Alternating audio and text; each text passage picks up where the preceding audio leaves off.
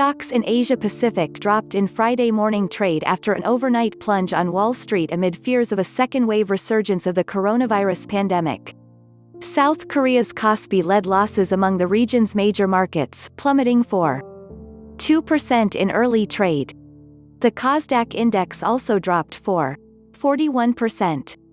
In Japan, the Nikkei 225 slipped 2.26% while the Topix index fell 2.4%. Meanwhile, Australia's S&P ASX 200 declined 1.31%. Overall, the MSCI Asia ex-Japan index traded 1.02% lower. Investor reaction to the overnight drop stateside, which saw stocks suffering their biggest one-day plunge since March, was watched on Friday.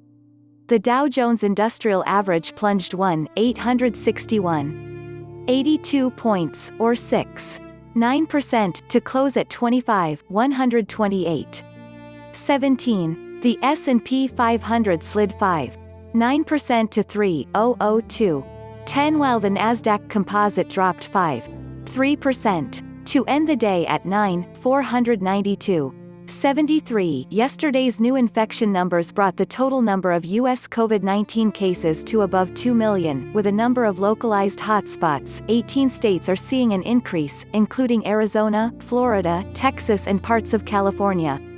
And globally, Wednesday's new caseload of 135,000 is the highest daily tally to date, Ray Attrill, head of foreign exchange strategy at National Australia Bank, wrote in a note.